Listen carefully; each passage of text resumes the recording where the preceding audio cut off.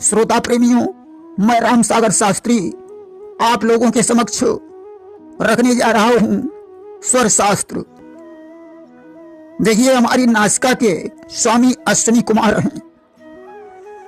नासिका में दो छिद्र होते हैं। इनमें बाएं छिद्र से निकलने वाली वायु को चंद्र स्वर तथा दाएं छिद्र से निकलने वाली वायु को सूर्य स्वर माना जाता है। इनमें कभी बायां स्वर, कभी दायां स्वर, कभी दोनों स्वर साथ साथ चलते हैं, कभी दोनों अवरुद्ध होते हैं। इन स्वरों के द्वारा स्वास्थ्य, आयु, वृद्धि एवं कार्य सिद्धि होती है। एक मनुष्य के पूरे जीवन में 92 करोड़ 83 लाख 64,000 श्वासों का प्रमाण होता है, जिनमें मनुष्य 24 घंटे में 21,600 श्वासें लेता है, जिन्हें 621 कहा जाता है। दाहिना स्वर ईड़ा नाड़ी से चलता है। इसकी प्रकृति पित्त है। इसके स्वामी सूर्य होने के कारण इसे सूर्य स्वर कहते हैं। बायां स्वर पिंगला नाड़ी से चलता है, जिसकी प्रकृति कफ है। इसके स्वामी चंद्रदेव हैं, इसलिए इसे चंद्र स्वर कहा जाता है। जब सुषुम्ना नाड़ी से दोनों स्वर एक साथ चलते हैं तो इनकी प्रकृति वायु होती है। तब इनके स्वामी राहु और शनि होते हैं। या हम यह भी कह सकते हैं कि ईड़ा नाड़ी की प्रकृति पित्त है, जिसके अधिष्ठाता सूर्य हैं। पिंगला नाड़ी की प्रकृति कफ है, जिसके अधिष्ठाता चंद्र हैं। सुषुम्ना नाड़ी की प्रकृति वायु है, जिसके अधिष्ठाता शनि राहु हैं। मनुष्य का शरीर क्रमशः आकाश, अग्नि, वायु, जल, पृथ्वी इन तत्वों से निर्मित होता है। वायु, जल, अग्नि, पृथ्वी, आकाश जब क्रमशः ध्वंस हो जाते हैं तो शरीर ही बचता है।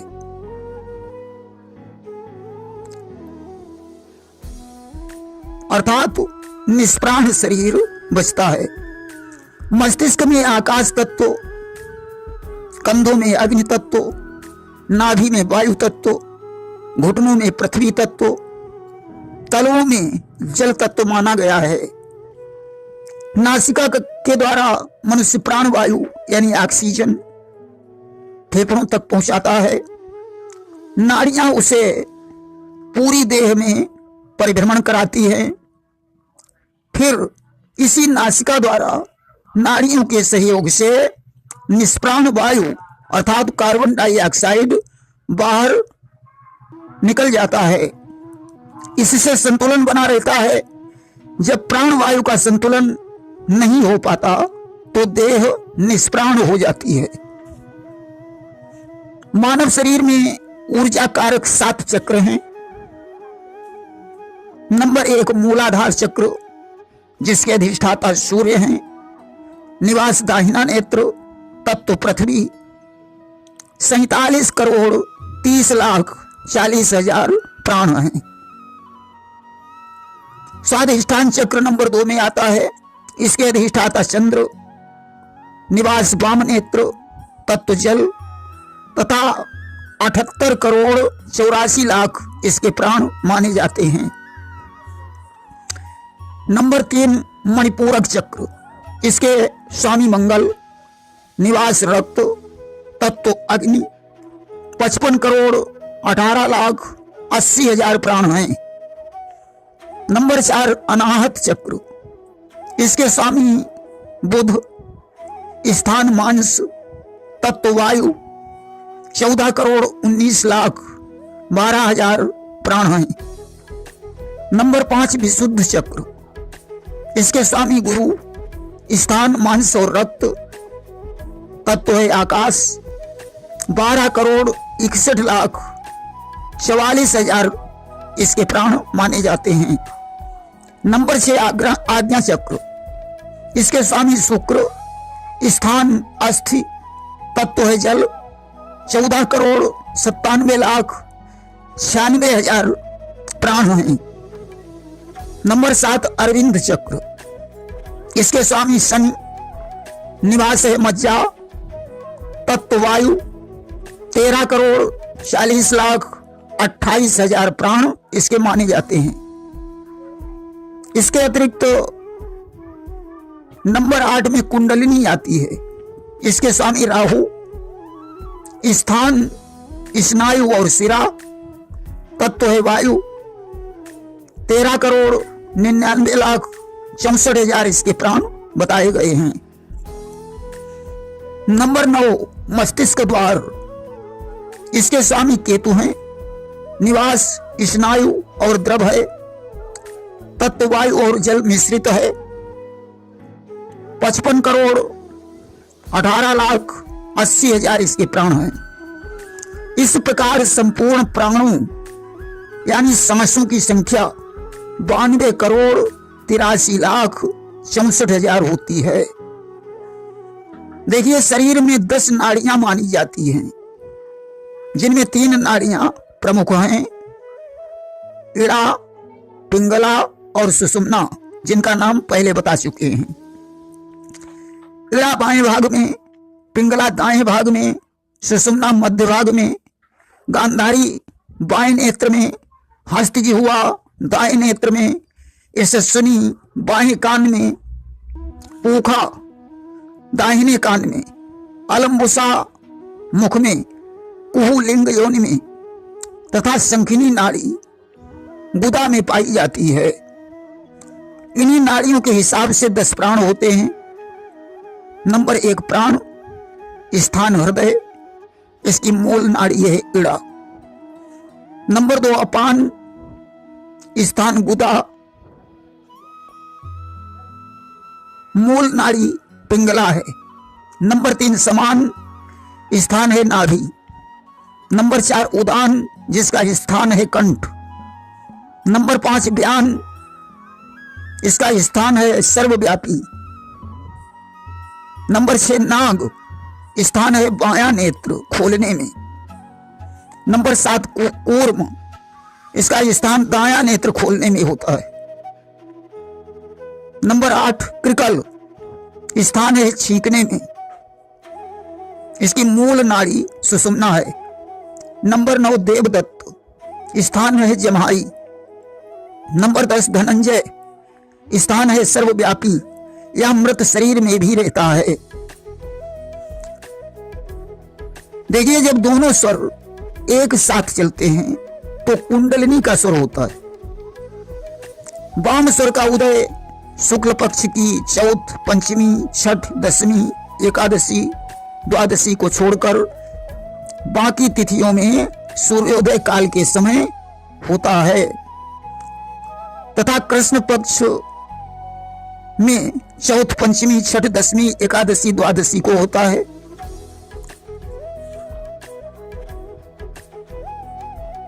इसी प्रकार वाम स्वर का विपरीत तिथियों में उदय सूर्योदय काल में होता है। सूर्योदय के समय जो तिथि होती है उसे 24 घंटे के लिए माना जाता है। प्रत्येक स्वर की गति में 1 घंटे की गति में 900 प्राण होते हैं।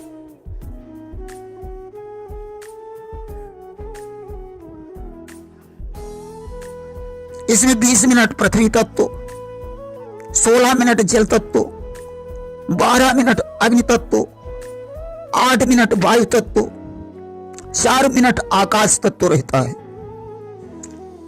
इस प्रकार जब कोई विपरीत स्वर चलता हो तो उसे बदल लेना चाहिए।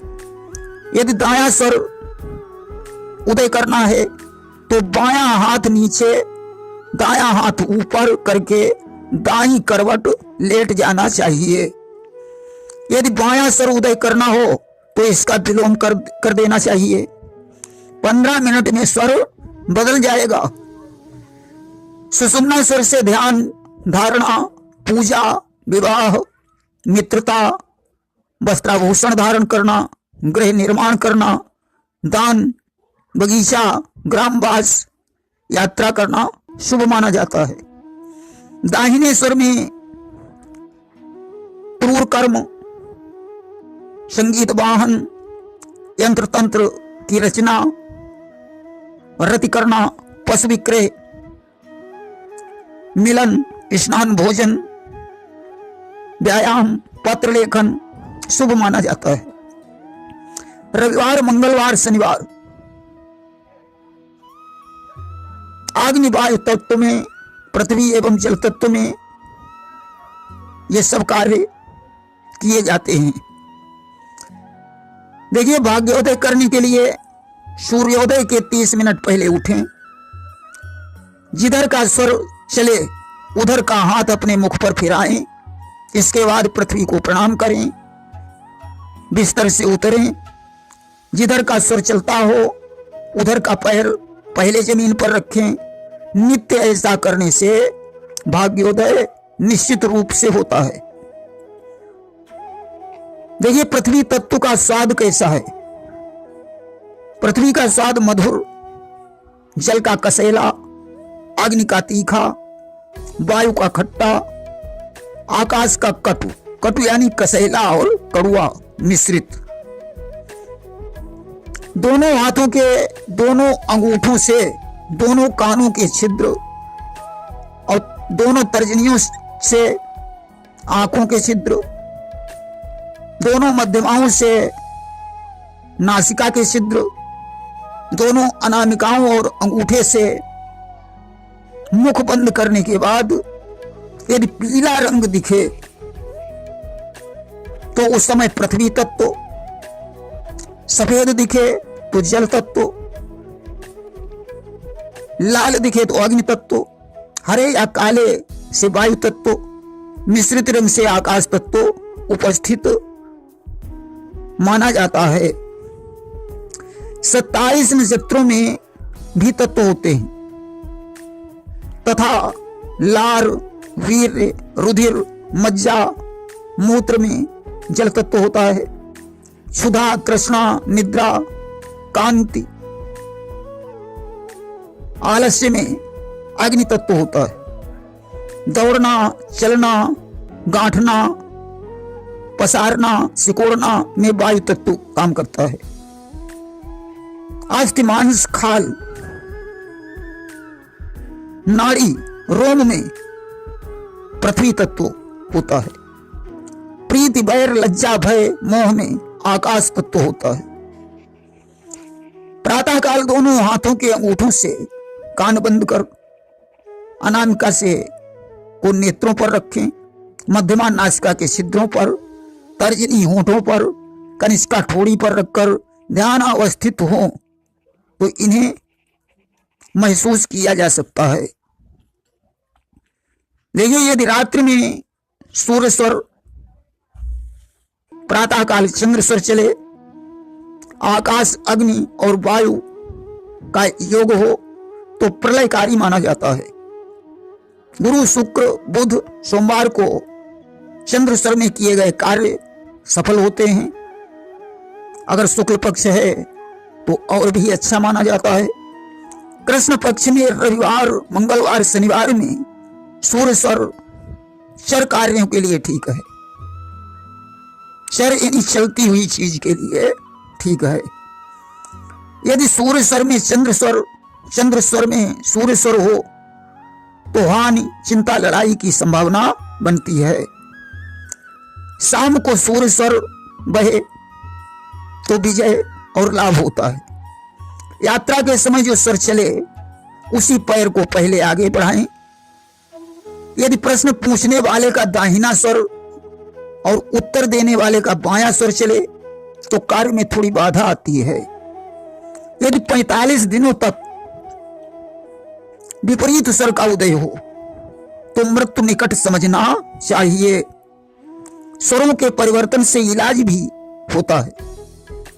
जैसे ज्वर में यानी बुखार में जो स्वर चल रहा है उसे बदल दें और बैठकर बंद वाली नाक में स्वच्छ रुई लगाकर लेट जाएं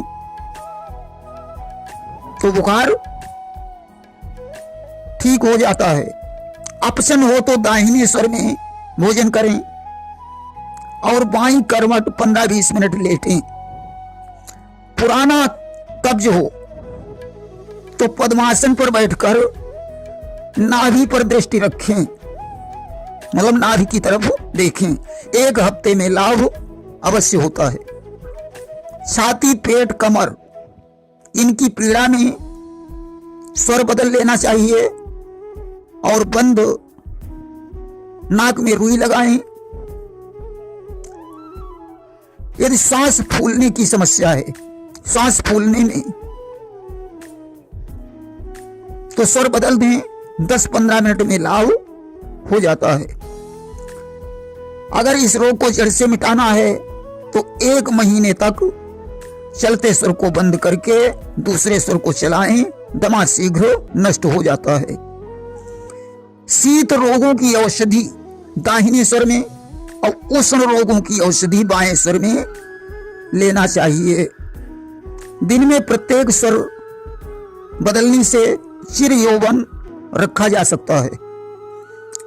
परिश्रम की थकान को दूर करने के लिए, धूप गर्मी को शांत करने के लिए दाहिनी करवट लेटकर दाहिने स्वर को जागृत करना चाहिए। सूर्योदय में तिथि, नक्षत्र, बार, ग्रह, भद्रा, व्यतिपात, वैधृत आदि का दोष नहीं माना जाता है। देखिए, लंबी यात्रा यदि करनी है तो हमेशा चंद्र स्वर से ही करनी चाहिए, अर्थात जब बायां स्वर चलता हो तभी करनी चाहिए। यदि छोटी यात्रा है तो दाहिने स्वर से ठीक है। यदि रोगी दिन भर सूर्य स्वर को रोके तो मृत्यु भी टल सकती है। पुरुष का दक्षिण स्वर और स्त्री का वाम स्वर और पृथ्वी तत्व हो तो ऋतु धर्म से विषम रात्रि में संसर्ग होने से पुत्र संतान प्राप्त होता है। यहां तक कहा गया है कि इड़ा सुषुम्ना के स्वर में अग्नि तत्व के समय बंध्या स्त्री भी गर्भवती हो सकती है। देखिए, कार्य सिद्धि के लिए जो स्वर चल रहा हो वही पैर आगे रखें, परंतु उस समय पृथ्वी या जल तत्व का योग होना चाहिए।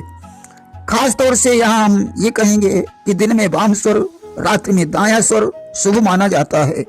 इस प्रकार स्वर शास्त्र एक बहुत बड़ा विज्ञान है। अधिक जानकारी के लिए स्वर शास्त्र का अध्ययन करें। प्रेम से बोलिए वृंदावन बिहारी लाल की जय।